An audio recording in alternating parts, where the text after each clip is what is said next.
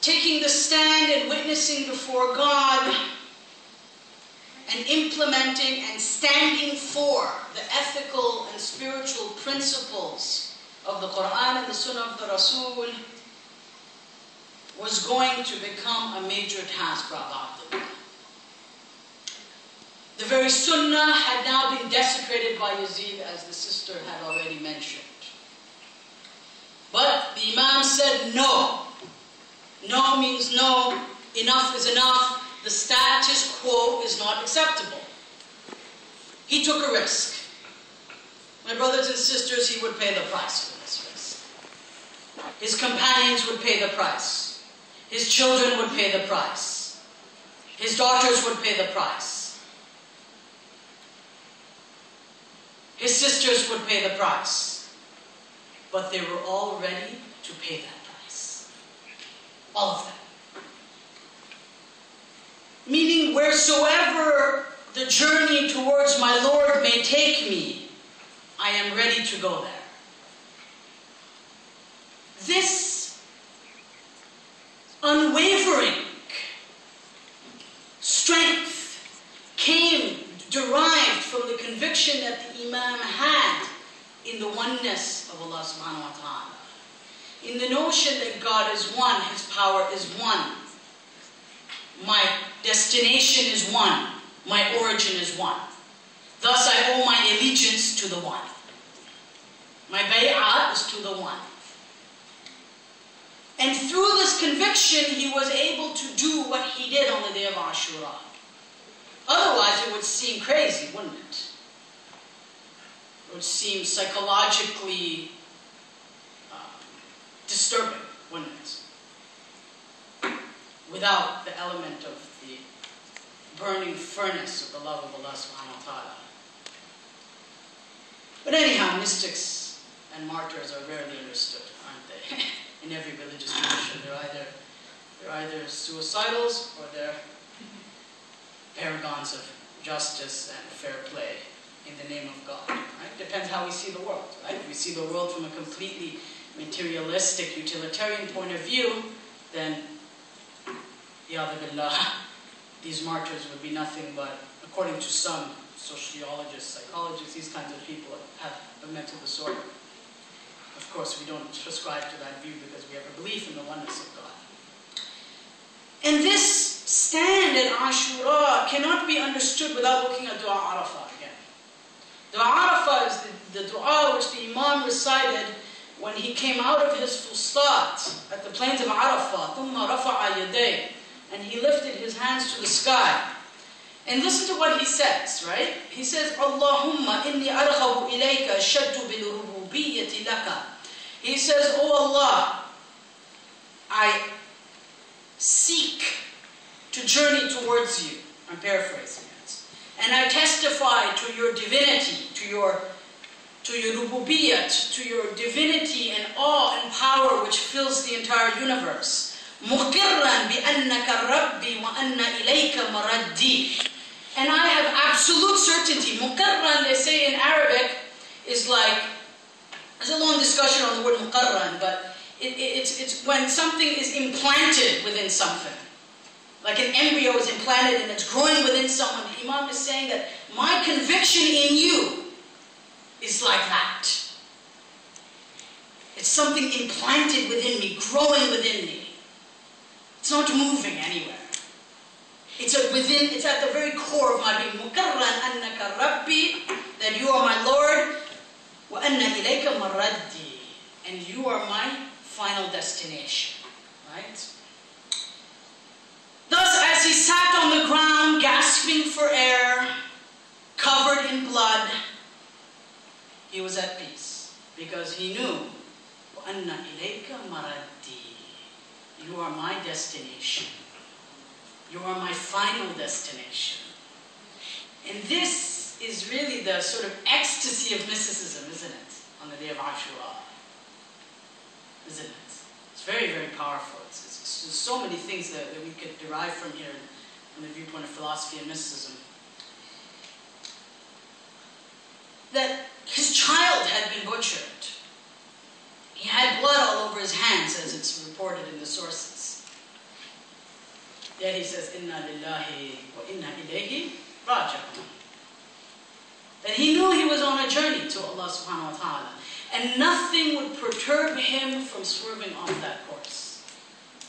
No matter what the enemy threw at him.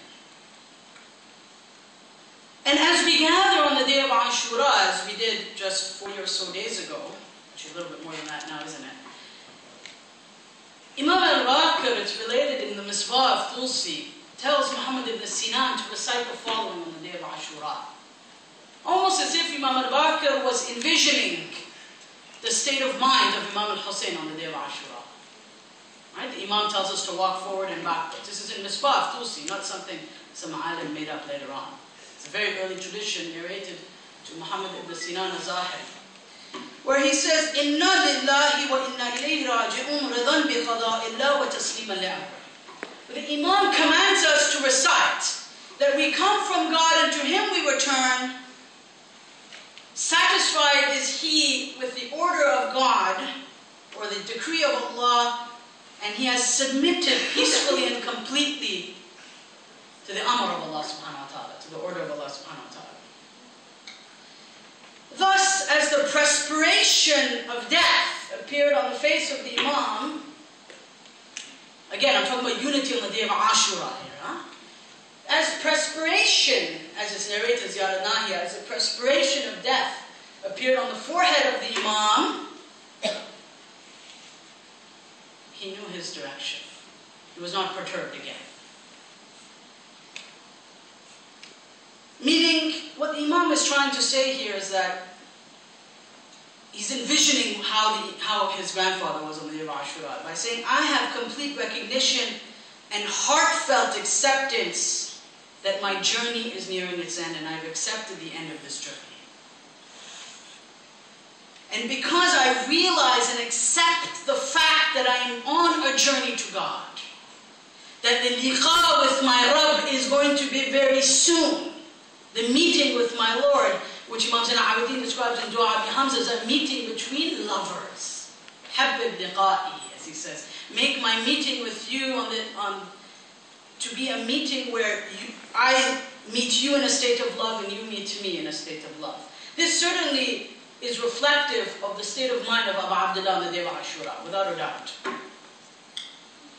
Nevertheless, in order to overcome all of these feelings of pain and sadness that he had, of course, but in order not to complain to Allah subhanahu wa ta'ala about that and realize that he's on a journey towards something greater, it required sabr.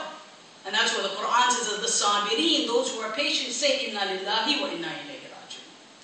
That when we are patient in the face of trials and tribulations that we experience in our life, if we are able to say, Inna lillahi wa inna ilayhi raji'un, with a full heart, from the depth of our being, that we truly believe that we are going somewhere and we have come from somewhere, then the malaika, the angels, send their salawat upon us. Right? This is the meaning of this term.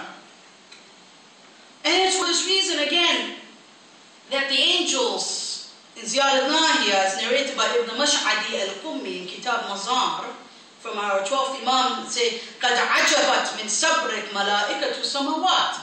That the angels of the heavens were amazed at your patience on the day of Ashura, at your sabr on the day of Ashura, right? That they were mesmerized by your forbearance.